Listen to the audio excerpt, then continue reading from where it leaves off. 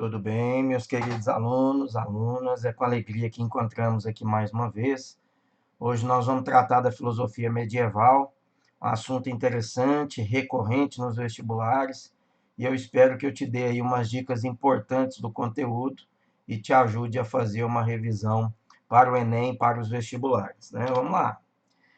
Inicialmente, é importante a gente tratar dessa visão da antiguidade, em que os filósofos consideravam que a busca pelo bem corresponderia exatamente com a natureza racional, né? Então, para que eu encontrasse o bem, ou para que eu estivesse no caminho direcionado para o bem, segundo os filósofos da antiguidade, era necessário que eu desenvolvesse um tipo, né, de comportamento racional, um pensamento racional, atitudes racionais, né? Então, agir bem era, antes de tudo, agir conforme a razão, agir disciplinado pela razão. E é por isso que todas as teorias éticas, né, normalmente, os autores dessas teorias também são chamados de correntes racionalistas ou de defensores do pensamento racionalista, tá bom? Durante a Idade Média e a modernidade, essa tendência racionalista ainda continuou em evidência, ainda levou a ética a esse campo de reflexão crítica, né? Principalmente voltado para a ideia da ação moralmente correta, a ação moralmente aceita, né? Ainda até hoje, em pleno século XXI, a gente vê que há um resgate muito intenso da ideia de ação moral, mesmo que essa ação moral não seja marcada por princípios éticos, né? Eu vejo pessoas defendendo a moral, defendendo até mesmo o cristianismo, mas ao mesmo tempo defendendo medidas que são totalmente contrárias à ideia daquelas defendidas por Cristo.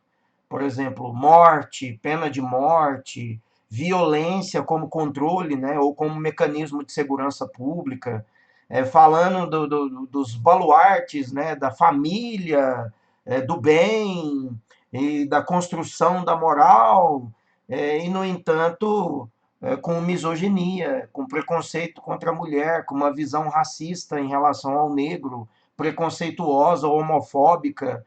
Então, para mim é uma grande contradição, né? Mas, infelizmente, esses valores ou pseudos valores estão sendo atualmente resgatados dessa visão da antiguidade, em que o comportamento moral ou a ação moralmente aceita, né, isso passou a ser de novo referência, mesmo de maneira estrábica, como eu estou dizendo a vocês, né? Maneira estrábica porque você vê que a ação moral está sendo utilizada para vincular ou para ditar um tipo de comportamento que não é propriamente o moralmente aceito, pelo menos diante dos padrões da filosofia e do próprio Cristo, né? A gente vê muitas pessoas falando em nome de Cristo, falando em nome do cristianismo, mas defendendo comportamentos homofóbicos, comportamentos misóginos, de preconceito em relação à mulher, né, que defendem até que a mulher tenha os salários menores do que as dos homens, e isso de maneira nenhuma condiz com aquilo que Jesus, com que Cristo ou com que o próprio cristianismo defendeu e defende. Então, há uma forma estrábica, uma visão distorcida daquilo que realmente era o pensamento de Cristo, que está diretamente ligado com esse pensamento ético na Idade Média, já que é na Idade Média em que a igreja vai discutir e vai traduzir um comportamento moral vinculado à ação de Deus, à ação de Cristo, tá bom? Então, olha, a felicidade e o prazer passaram a ter um vínculo direto com fé, com o dever, com a utilidade, né? São três, é uma tríade que na filosofia medieval nós vamos sempre encontrar, nós vamos sempre balizar por ela. A ideia de fé, exatamente porque se estabelece a partir do cristianismo, a ideia de dever como mecanismo dessa ação moral, da ação moralmente aceita, né?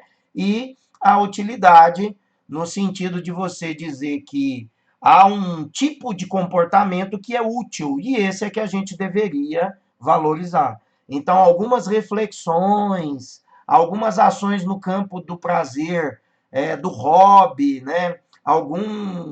Algumas ações voltadas para o campo de fazer o bem às pessoas, e isso nem sempre era valorizado, porque há sempre uma questão da utilidade, aquilo que é útil, aquilo que supostamente é necessário e útil para mim, é o que eu devo valorizar. O que não tem utilidade, o que não tem um vínculo, às vezes até patrimonialista ou materialista, não é assim tão valorizado diante dessa postura aí, né, que a Idade Média deixou como legado para a modernidade. A modernidade vai discutir a validade ou não desses elementos, tá? Então, a influência cristã, né, fez com que, nesse período medieval, a busca por uma vida ética tomasse como princípio a questão da santidade, né?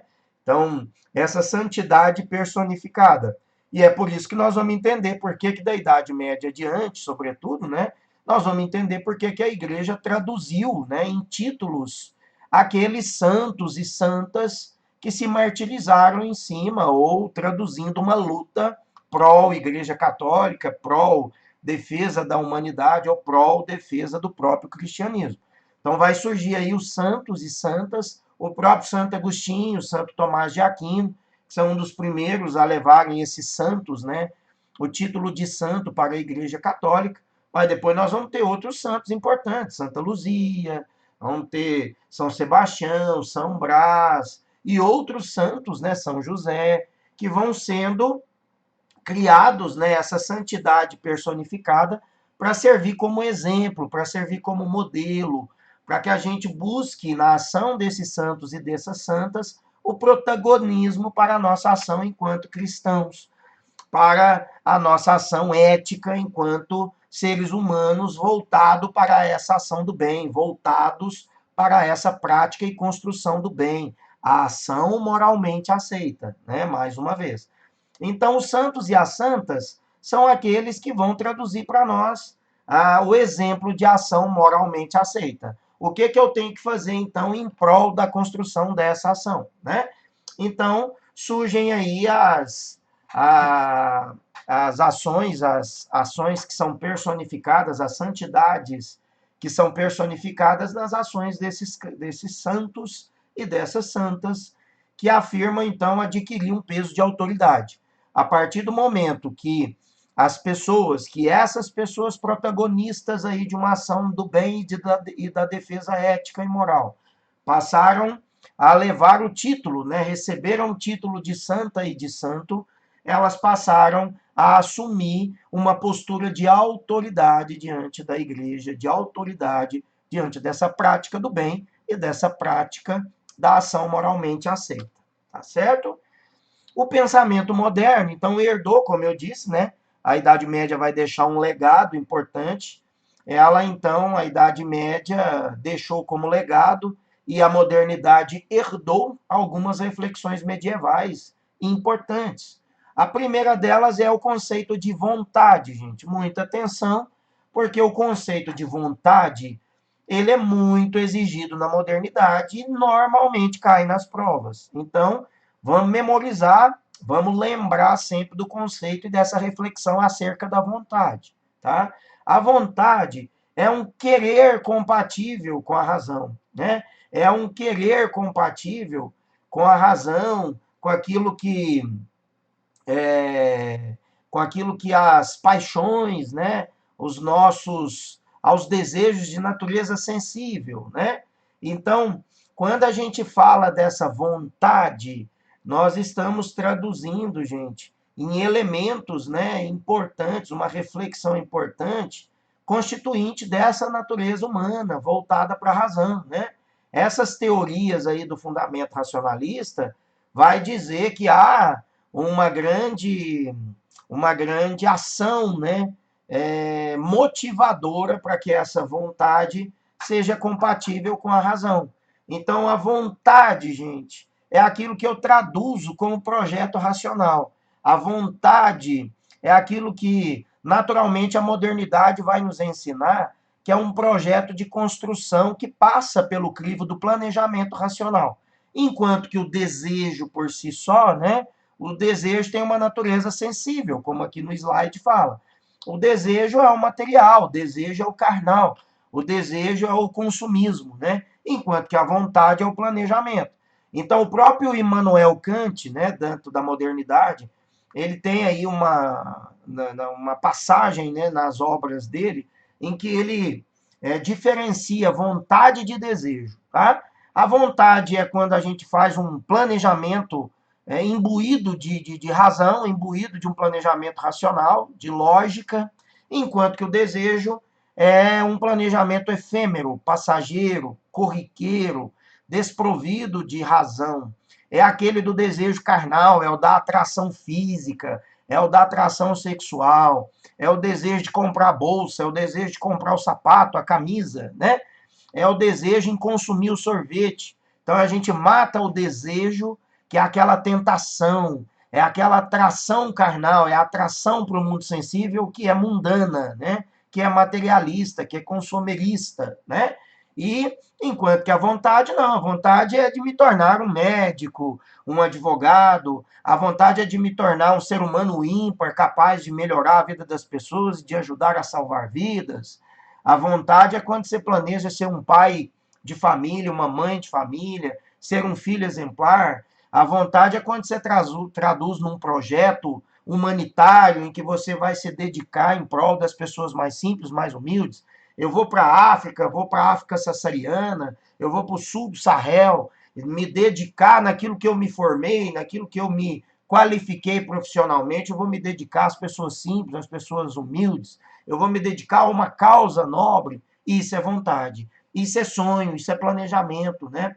Você vai estabelecer ali um processo lógico de construção racional que você não coloca desejo materialista em primeiro lugar. Você vai se realizar exatamente num projeto muito maior, muito mais amplo, em que você vai conjugar razão, você vai conjugar resultados humanos, você vai traduzir no amor, você vai traduzir numa prática virtuosa, né, de construção das virtudes, capaz de mudar o mundo, de melhorar o ser humano e também de nos melhorar, né? Há uma questão natural na vontade de você se qualificar, de você se auto-melhorar, né? Investir no progresso, no processo de melhoria das suas tradições, de melhoria das suas convicções e das suas próprias ações, tá bom? Então, isso é importante, não pode esquecer, porque normalmente cai muito nas provas e com certeza no Enem não é diferente, tá bom, meus amigos? Ética medieval, então, tá aí. A diferença da ética cristã da ética grega, o que consiste? Essa ética cristã, construída na Idade Média, para aquela ética grega construída na Antiguidade Clássica. Então tá aqui, ó. Abandono da visão mundana. Deixa de lado a ideia, né, de que o fim último da vida humana está nesse mundo. Nós não vamos realizar nesse mundo, olha. Com isso, centrou a busca da perfeição moral no amor de Deus, na presença de Deus.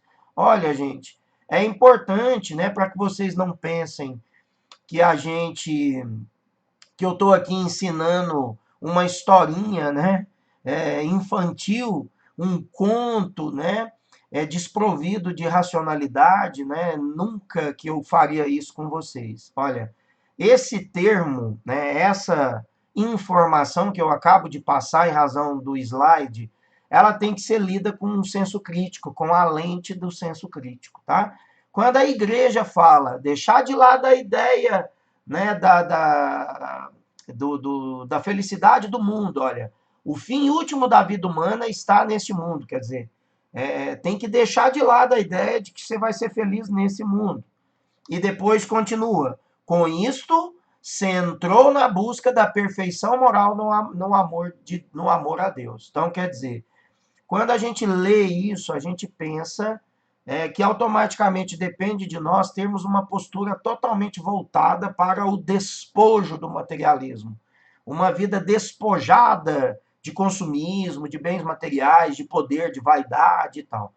E a gente pensa então que eu tenho que voltar a minha vida totalmente para o amor de Deus e tal e tal. Ótimo, é isso mesmo.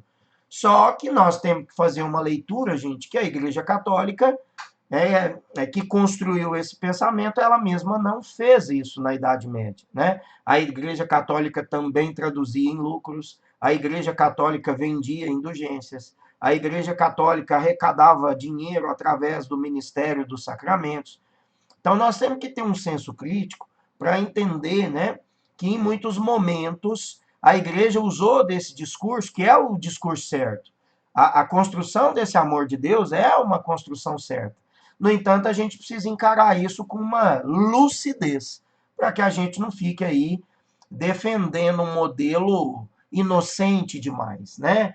Um modelo que hoje a gente vê as pessoas defendendo o cristianismo, mas falando em pena de morte. Defender cristianismo, mas defendendo cura gay, né? Como a gente vê aí certos segmentos, até mesmo religiosos, defender, né? Então, é essa crítica que eu estou fazendo, né? Eu não vou ensinar uma filosofia para você, ou tentar te passar uma filosofia, sem te mostrar também o outro lado. É preciso ter senso crítico. A igreja fez um discurso que era o correto, que era aquele em prol do amor de Deus. Olha, nós temos que despojar dos valores materialistas. Você vai saber que não é nesse mundo propriamente que eu vou traduzir a construção dessa felicidade. Beleza, até acho que em tese isso funciona para que a gente entenda que o caminho do bem ele é diferente desse caminho do poder, desse caminho da maldade, desse caminho de acumular riqueza, desse caminho de usar uma política para eu enganar os outros e me enriquecer às custas do bem público, como a gente vê muitos da classe política fazerem. Então, não é esse. Agora, o amor de Deus mas esse amor de Deus, gente, tem que ser o amor intrínseco, tem que ser aquele amor autêntico do evangelho, né? Jesus defendeu a prostituta, Jesus defendeu os moribundos, Jesus curou aquelas pessoas mais escanteadas da sociedade, né? Jesus esteve em lugares em que o refúgio da sociedade estava. Em nenhum momento Jesus ficou bajulando ou exaltando a prática dos fariseus, né? Em nenhum momento Jesus defendeu a prática dos poderosos como correta. Ao contrário, ele sempre esteve do lado dos pequeninos, do lado dos humildes, do lado dos humilhados. E hoje, quando a gente defende o humilhado, a gente ganha o título de comunista, a gente ganha o título de socialista, a gente ganha o título de esquerdista. E parece que, quando eu aponto aos outros esse tipo de qualificação, eu não posso dar ouvido a essas pessoas, né? Quantas pessoas questionaram a figura do Papa Francisco, porque recebe líderes, entre líderes mundiais, ele recebeu o Lula lá no Vaticano. Quanta gente condenou por conta desse discurso que vem sendo distribuído, né, com frequência no Brasil há algum tempo, do antipetismo, do anticomunismo, do antissocialismo, como se nada que defendesse amor e justiça fosse uma prática de Jesus. Como se nada que defendesse o bem e a justiça social, a dignidade do ser humano, fosse a defesa também do evangelho, né? Então, é isso que a gente precisa ter o senso crítico para não ficar reproduzindo um discurso midiático, um discurso fascista, né, que usa da moral, que usa de Deus, que usa da família, mas para distribuir preconceito, para distribuir violência, para distribuir uma visão em que não inclui pobre, em que não inclui determinados segmentos humildes que também são seres humanos e que precisam serem vistos como seres humanos, tá? Então, na letra A aí do slide, nós precisamos fazer essa leitura para a gente não ficar reproduzindo aquilo que não é real, aquilo que é só uma pura fantasia, tá bom? Na letra B, vai dizer surgimento da subjetividade, acentuando aí a tendência, né, originada na filosofia estoica e epicurista. Olha, né, nós temos que pensar nesse crivo da reflexão pessoal, no cuidado das nossas reflexões críticas, né? A ética cristã, então, tratou a moral sob o ponto de vista pessoal. Olha, cada um tem que rever suas próprias atitudes, né? Os estoicos e os epicuristas, nós acabamos de ver essas doutrinas, né? Eles falaram para nós, olha, vamos manter longe daquilo que nos corrompe. Não vamos buscar o caminho daquilo que eu sei que eu vou ser atraído, né? Não vou estar perto daquilo que vai me atrair para fazer o mal, ou para fazer o que eu sei que é autodestrutivo para mim mesmo. Então, uma vida né, em que você vai tentar se proteger daquilo que é mal, daquilo que é ruim, daquilo que possa automaticamente te colocar numa condição de tristeza, de abandono, de desistência desse projeto de Deus, né? Desse projeto de Cristo, que é, sim, o projeto do amor, né? O projeto de Deus, o projeto de Jesus, é o projeto do bem, é o projeto da libertação, é o projeto da inclusão, é o projeto de olhar para o mais humilde e defendê-lo para que ele também possa ter vez e voz. É a defesa, né, de mecanismos que possam incluir a todos em condições de igualdade, né? É o mecanismo da defesa dos direitos humanos como um todo. Não estou falando de direito de bandido, viu, gente? Eu estou falando de direitos humanos que inclui alimentação, saúde, moradia, direitos humanos de ter um exame no hospital público, direito humano de poder estudar. Olha, enquanto nós estamos tendo aulas remotas através da internet, através de processos eletrônicos, nós temos aí centenas de milhares de alunos da escola pública que não estão tendo aula nenhuma há quase 2 meses. Quer dizer, isso não é justo, isso não é coerente, isso não é correto, né? Então, é isso que a gente tem que lutar, é contra esse tipo de diferença que a gente tem que lutar, né? Esse é um projeto, sim, do amor. Esse é um projeto, sim, da libertação, né? Então, a gente tem que começar a usar o termo correto para definir a postura correta. E não ficar usando discursos da moral, da ética, da família para defender violência, para colocar a arma na mão dos outros, para falar que eu tenho que ser intolerante com o homossexual, com o negro, com a mulher e outros tipos mais de intolerâncias que a gente tem vivido no Brasil, principalmente, tá? Então, esse cuidado é importante. Então, olha, no nosso slide ele vai falar a moral, né? Tratou a moral sob o ponto de vista pessoal, como uma relação de cada indivíduo com Deus, a nossa relação pessoal com Deus, né? Isolando da condição social, atribuindo subjetividade a uma função até então desconhecida. Então, quer dizer, o que eu posso fazer para melhorar? O que eu preciso mudar nas minhas convicções e nas minhas atitudes, né?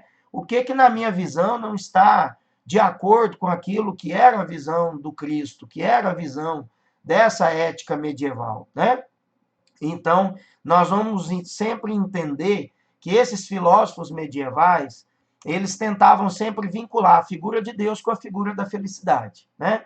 Então, para eu chegar à felicidade, eu tinha que inevitavelmente passar pelo amor de Deus, pela bondade de Deus, pela presença de Deus e, sobretudo, pelas atitudes que Cristo, né, deixou para nós como referência, né? Jesus, ele foi ser humano e ele só foi diferente de nós no pecado, né? Ele foi ser humano como qualquer um, mas ele foi diferente de nós porque ele não pecou, né? É assim que a própria Bíblia, a própria teologia explica dentro do cristianismo. Então, a mesma coisa, olha, a gente tem que entender que Jesus foi um humano que teve a oportunidade de viver aqui 30 e poucos anos, de deixar um legado de bem, de justiça, de lealdade, de virtudes, e é esse legado que a gente tem que se apegar. É essa verdade que a gente tem que colocar como sendo a nossa verdade. A gente tem que deixar de ser manipulado por lideranças religiosas que nos impõem a determinadas práticas que estão nos levando à derrocada da humanidade, né? Lideranças religiosas que usam dessa religiosidade para explorar. Lideranças religiosas que confundem o ser humano na real prática daquilo que Jesus, daquilo que Deus quer de nós, tá bom? Então, esse é o ideal, essa é a perspectiva da ética medieval, e é com ela que nós vamos sempre traduzir essas aulas que nós vamos discutir ética medieval, filosofia medieval, Santo Agostinho, Santo Tomás de Aquino, tá? Eu já vou ir para o final dessa primeira aula nossa, né? Então vamos encaminhando aí para as conclusões dessa primeira aula, em que nós estamos fazendo uma primeira discussão, uma apresentação geral daquilo que propõe a ética medieval e a filosofia medieval. A patrística, nós vamos entender, gente, que na Idade Média nós vamos ter duas correntes, a patrística e a escolástica. A patrística, ela foi usada aí, né, como referência no início do cristianismo. Ela prevaleceu o desprezo a essa tradição da filosofia grega, né, desenvolveu a filosofia medieval, assinalando aí tentativas, né, da gente conjugar a crença religiosa com a especulação filosófica. Então, aquilo que dentro da filosofia servia para fazer uma ponte, uma ligação com a teologia, com a filosofia medieval, eu usava. Aquilo que não, eu descartava, né? Essa etapa da patrística, então, é uma etapa de formação da filosofia cristã, né? É aquela que vai defender a filosofia dos pais da igreja, dos fundadores da igreja, né? E é exatamente por isso que ela tem o nome patrística, né? Por conta de traduzir uma filosofia voltada para os pais da igreja, para os criadores da igreja, para aqueles primeiros que defenderam essa atitude, né? Essa concepção de desenvolvimento das atitudes dos pais, né? Dos fundadores. Então, há um resgate, sobretudo, dessas tradições, dessas verdades, dessas posturas, que foram extremamente construídas no início aí da Idade Média, com o surgimento do cristianismo como referência mundial. Né? Conduzido, então, por representantes do corpo eclesiástico, né? Eram membros da Igreja Católica, atingiu a sua mais rebuscada expressão intelectual, né? E a sua ascendência, dentro do pensamento medieval, através, né, do Santo Agostinho. Santo Agostinho tinha o um nome aí voltado para o grego, né? Aurelius Augustinus, né? Ele viveu de 354 a 430 e depois de Cristo, e é conhecido então como Santo Agostinho, ou Agostinho de Hipona, que é o nome que ele recebe na filosofia, tá? Então, quando a gente fala de Agostinho de Hipona, nós estamos falando de Santo Agostinho na filosofia. E quando a gente fala de Santo Agostinho, nós estamos falando do Santo Agostinho, desse Aurelius Augustinus, que foi o fundador da patrística, né, da corrente patrística, dentro aí da filosofia, dentro da filosofia medieval da Idade Média. E a outra corrente, a escolástica, é aquela em que nós vamos ter a tradução, sobretudo, de Tomás de Aquino, né? Ela, com a sua expressão sofisticada, né, do pensamento do Agostinho de Hipona, configura, então, a, a patrística é a primeira fase, e a escolástica seguia aí a segunda etapa, né? A segunda parte, em que vai usar muito mais os textos de Aristóteles, né? Para o idioma latino, vai traduzir textos do Aristóteles para o idioma latino, para as línguas latinas. Aí está o Santo Tomás de Aquino, viveu de 1224 a 1274, você vê que o Tomás de Aquino viveu pouco tempo, né?